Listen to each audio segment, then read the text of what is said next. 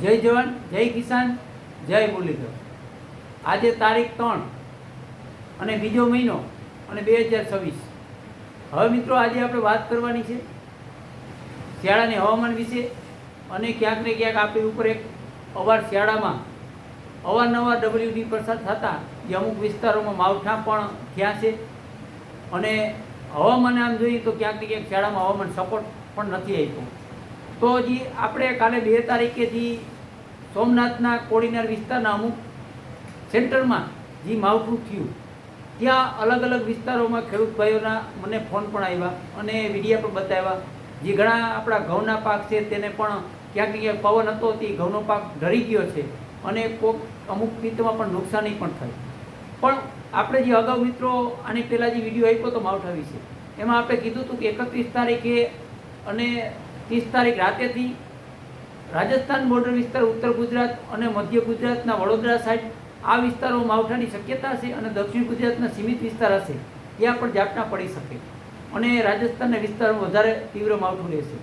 આવી આપણે માહિતી આપી હતી અને આપણે જે આ સૌરાષ્ટ્રમાં કોડીનાર સાઈડ જે માવઠું થયું એ આપણા તરફથી આગાહી નહોતી મિત્રો, પણ ક્યાંક ને ક્યાંક ઘણા મિત્રોને એવું કે કિશોરભાઈ આવું કેમ બનતું હોય, તો આપણે એક તમને તાણ તરીકે અને એક અભ્યાસ કરી અને તમને માહિતી આપવાનો પ્રયત્ન કરું મિત્રો કે જ્યારે આપણે કહીએ કે ઘાટો કસ કાતરો થતો હોય ત્યારે જે કસ કાતરામાંથી વાદળ બનતા હોય એ હાઈ લેવલના હોય, પછી એના એ વાદળ હેઠા આવે અને લાંબો ટાઈમ ટકી શકે કે માની લ્યો સવારમાં થયા તો પછી બહુ પછી સાંજ સુધી ટકે તો ક્યાંક ને ક્યાંક એને આપણે હવામાન સપોર્ટ આપે અને એ ઝાપટા રૂપે વરસાદ પડતો હોય અમુક વિસ્તારમાં, જોકે એ બહુ મોટું માવઠું ના હોય પણ સીમિત વિસ્તાર પૂરતું એ ઝાપટા પડી શકતા હોય, આવી ઘટના બનતી હોય।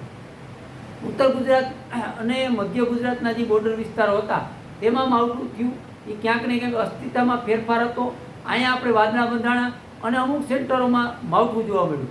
પણ મિત્રો આ જે આપણે માવઠાની વાત છે એ અગાઉથી આપણા ચેનલની અંદર તમને તારીખો સાથે વિડીયોમાં આપેલી હતી કે ભાઈ આપણે જે આ ફેબ્રુઆરીની શરૂઆતમાં અથવા જાન્યુઆરીની એન્ડમાં પણ માવઠાની આપણે એક ભીતિ દર્શાવી હતી મિત્રો। અગાઉના વિડીયોમાં મેં કીધું કસ કાતરાની તારીખો હોય, જ્યારે કસ થયા હોય ત્યાંની રિપીટ એમાં જ્યાં આપણે માવઠું થવાની હોય તેવી શક્યતા હોય તે આપણે દર્શાવતા હોય મિત્રો। એટલે કસ કાતરાની તારીખો છે એમાં ખાસ કરી અને આપણે ચેનલમાં અગાઉથી માહિતી આપતા હોય, જેમ કે આપણે 13થી આજે ફેબ્રુઆરી હાલે છે એમાં 13થી 17ની તારીખ છે, પછી 23થી 27।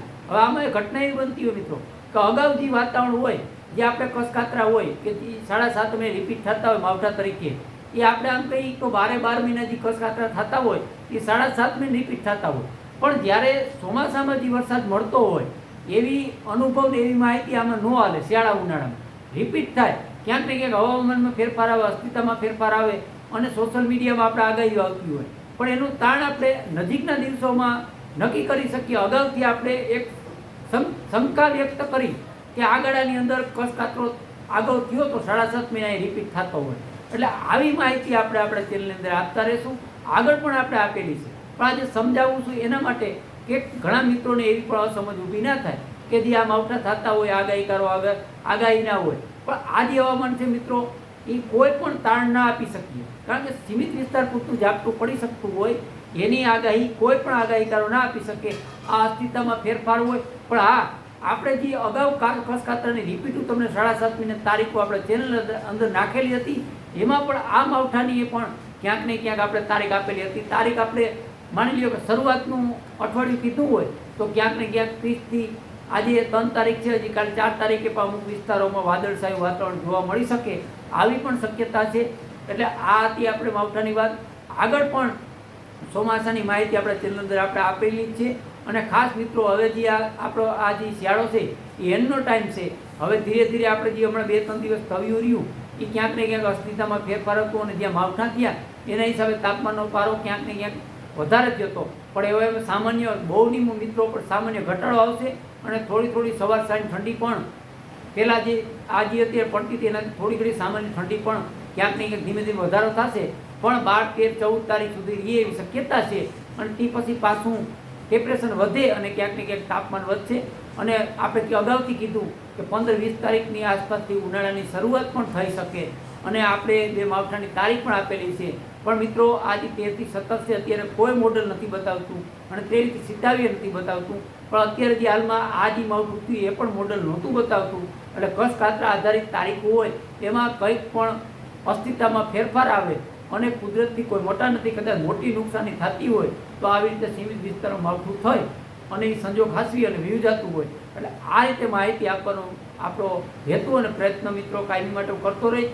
એટલે જ કહું છું, મારા વિડીયોની અંદર, મારા ચેનલની અંદર જોડાતા રહેજો અને મારા તમામ વિડીયો જોજો અને જેટલા બને મિત્રો એટલો ફોલો કરજો, કારણ કે આગળના સમયની અંદર પણ આથી સારી માહિતી તમને જોવા મળશે. હવે આ વિડીયો પૂરો કરી. જય જવાન, જય કિસાન, જય મુરલી.